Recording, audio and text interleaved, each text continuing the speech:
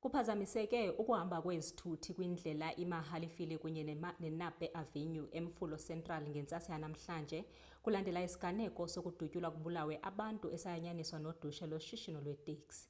Kutyholwa ukuba esi siganeko sibandakanya amalungu amathathu ombutho weeteksi i-Wata. Isithethi sesebe lamapolisa kumasipala waseGoli i-JMPD uNtsumba Xolanifihla uyanapa. Motorists and residents are advised to be aware of a shooting incident along Mahalefile Road and Nape Avenue in Mofolo Central in Soweto. It has been reported that 3 males were shot with fatalities reported, and motorists are urged to exercise extreme caution when driving in the vicinity of Mahalefile Road in Mofolo Central, as vehicles are being diverted at Machaba Drive and Mageza Street.